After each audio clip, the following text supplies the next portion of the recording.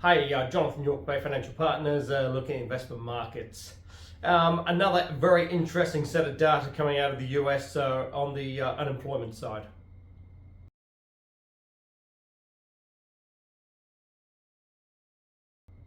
So if you remember, the previous month only came out at 75,000.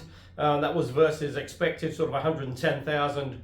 Trump claimed that that was politically sort of engineered to make him look bad, and then fired the commission for the BLS.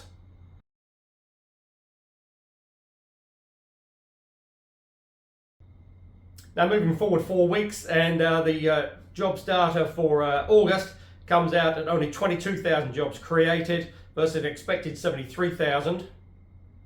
So much weaker than anticipated. But because Trump's man is now in there giving the report, there was no comment about any political motivation to make him look bad. It was just sort of glossed over.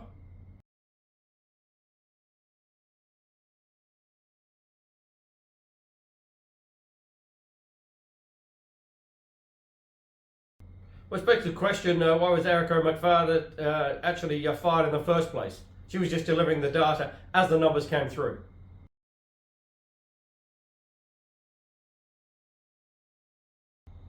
And then in a further blow to Trump, the annual revision was minus 922,000 jobs.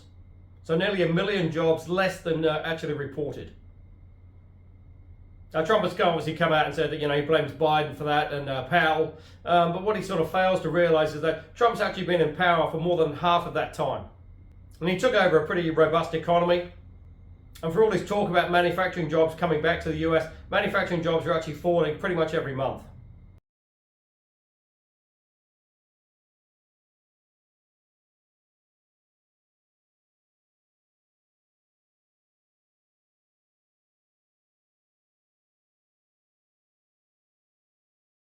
Now, of course, what this does do now is pretty much nail on the fact that the Fed will now cut in the September meeting.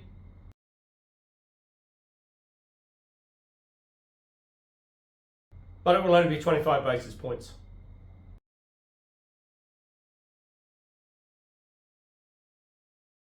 And again, Trump has been pressuring the Fed, for a long time to cut interest rates by sort of 50 or 100 basis points.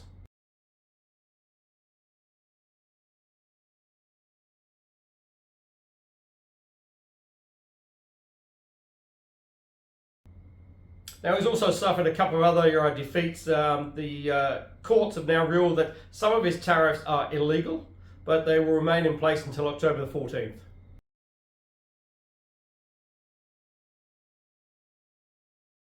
But there's also been a court ruling as well against his funding for Harvard. That's been ruled unconstitutional, and he has to reinstate that.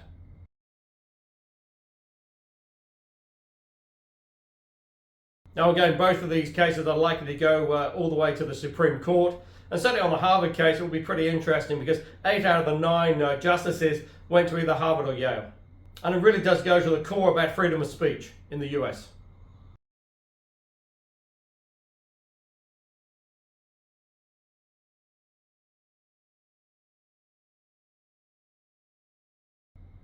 Now on the tariffs, Scott Bessent has come out, the Treasury Secretary, and said that if they are ruled illegal and they have to pay back that money, that could result in a payment back of a sort of $750 billion to $1 trillion. Which again is quite interesting because the administration has been bragging about how much money they've actually taken in from tariffs, and the last figure quoted was $142 billion.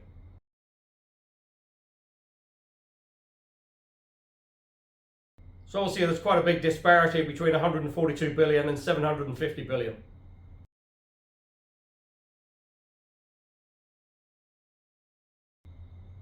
But also the question as well is, where has that $142 billion gone? Because the deficit is still increasing.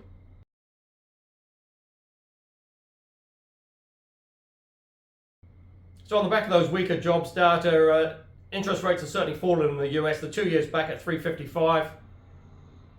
The 4 year is 408, and the 30 year is 472.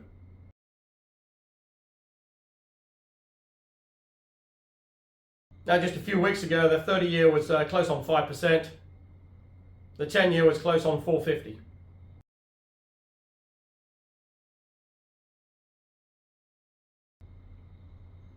And then to add to Trump's angst as well, it looks like inflation is starting to creep up a little bit now as the tariffs are starting to hit home and US consumers are having to pay more.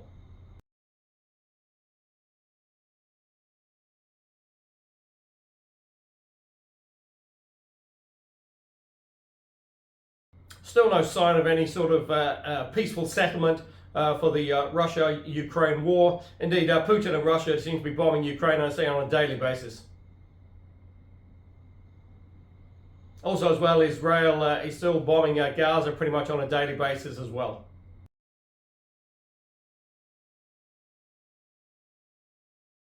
Now, again, if you remember, Trump was bragging that he would settle the Ukraine-Russia war within 1 day.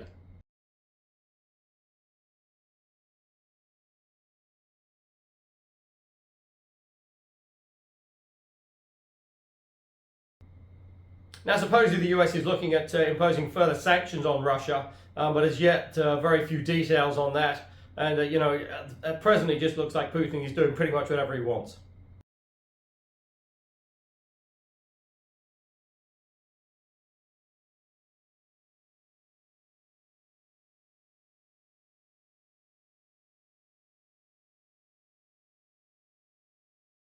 Now, oil's come back a little bit here, currently around 62.70 and change.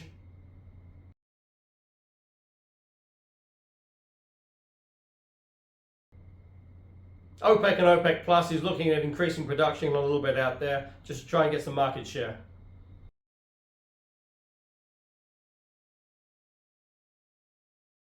Now, the UK government is sort of under increasing pressure out there with the budget coming up. They've really got a little bit of a sort of predicament out there in terms of funding costs, etc.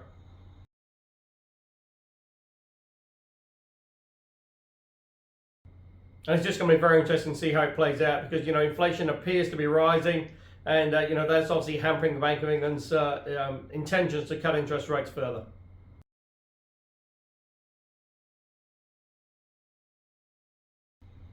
Now, in the EU, the French PM has had to resign because he lost a vote of confidence. Another PM, if that is the case, that will be the 5th Prime Minister in the last 2 years.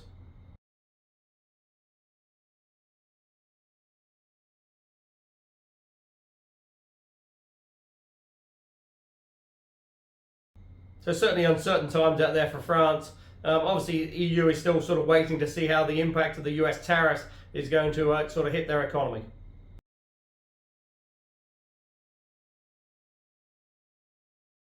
Now, as was shown in Australia with the minutes from the Reserve Bank, it looks like there are further cuts to come. The economy is still a little bit sluggish out there, and potentially you're looking at at least one more cut this year, and potentially another further cut in the first quarter of 2026.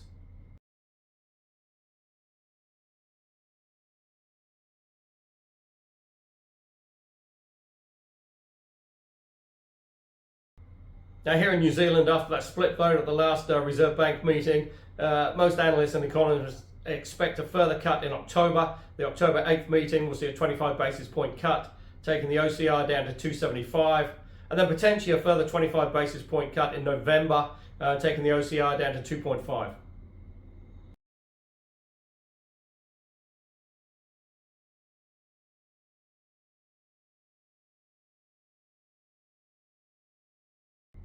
Because certainly the New Zealand economy is, it is still very sluggish out there and really does need some help.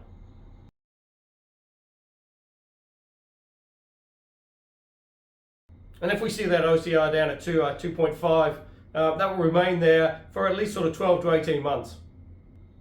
Because it takes quite a bit of time for rate cuts to actually filter through to the economy. We still yet to see many mortgages being reset, and they will be reset at much lower rates,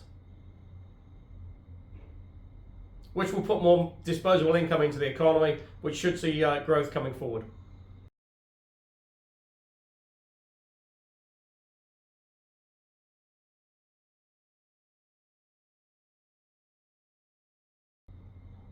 And as long as inflation remains under control, which it looks like it is, it's still sort of that sort of high 2.5 to 2.6, which is still within the 1 to 3% band.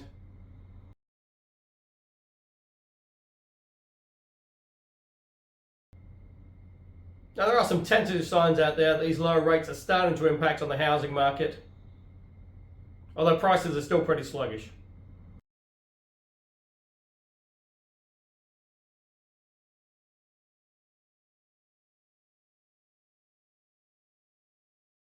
So if you are looking for income options, go to the website www.bayfinancialpartners.co.nz for lots of interesting articles, and we look forward to speaking to you soon.